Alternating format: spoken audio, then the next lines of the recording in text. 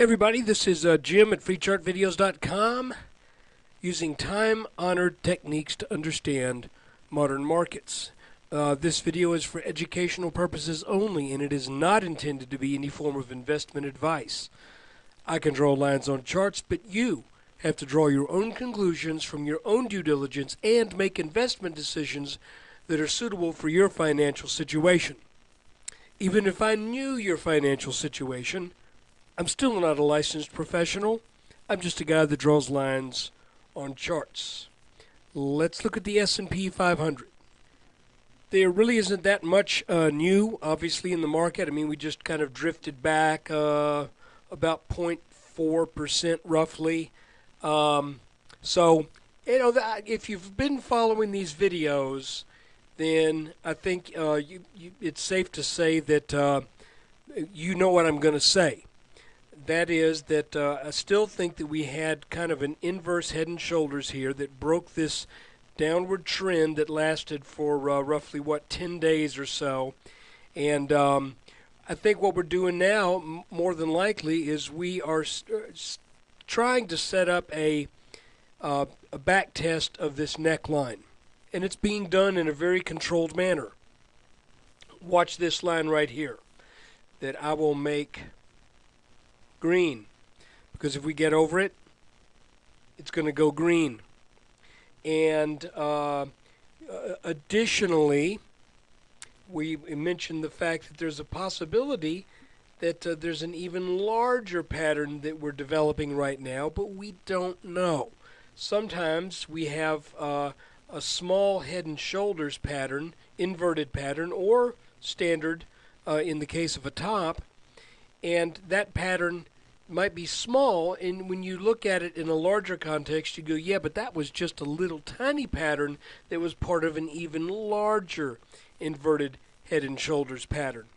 And so that is still a possibility. What we've got right now, you can see this line that runs down off of this peak, and these numerous attempts to get over that line. Then it broke down. And right now, that's where we are again. Now, a bear might say, yeah, well, last time we tried to get over that line, it failed miserably, and the markets got slammed down. Well, yeah, that's true, but one could also remind such a person that this is a different situation back here than here. Back here, this was coming off of a high. Back here, this is coming off of a low. And additionally, we've got this area right here that should serve as pretty decent support. I'm not going to say rock solid, but this 1288 should be pretty strong. It wouldn't surprise me if tomorrow, the market could gap up over this, or, I'm not going to tell you what it can do. All I'm going to say is this line should be support. This line is acting as resistance. Really, there's no more history of resistance on this line than there is support on this line. So, but right now it's kind of between here and here. My general feeling is, because this is a pretty reliable pattern, small inverse head and shoulders, my hunch at this point is odds are probably at least 3-1 that this move is going to be up. Now, it could go down, but I'm saying the odds are this goes up. So that's the S&P for March 22nd, 2011. I hope you get something out of these videos.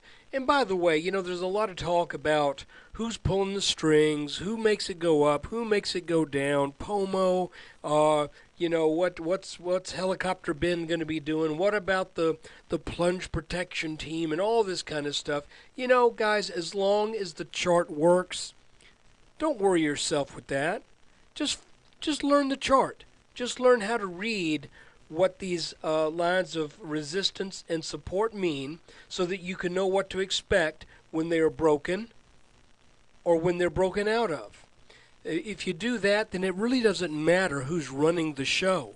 As long as they're running the show and the stock market is still behaving in the same manner that it has behaved in the past 100 years or so, it doesn't make any difference. And I can tell you from someone who's looked at a lot of charts, there is nothing unusual going on here. You might think that, well, it's strange because the economy is so bad. Yeah, but you know something? Markets go up in bad economies. Where do they top? When everything's perfect. So when the economy is excellent and everything's hitting on all 8 cylinders, that's when you start looking for a top.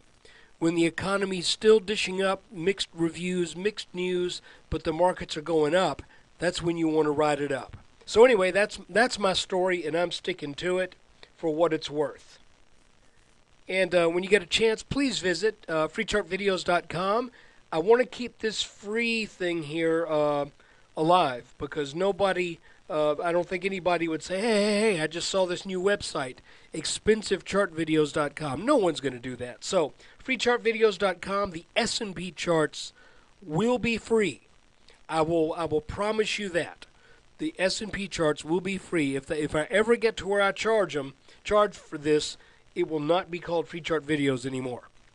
So as long as there is a freechartvideos.com, there are free S&P daily updates. There may be an occasional time when I can't get to it, but when I can, believe me, I will. You guys take care. Visit my website. Please support me with your traffic.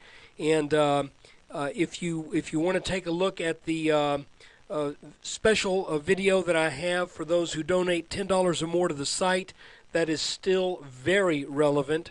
In fact, the last 2 videos are relevant.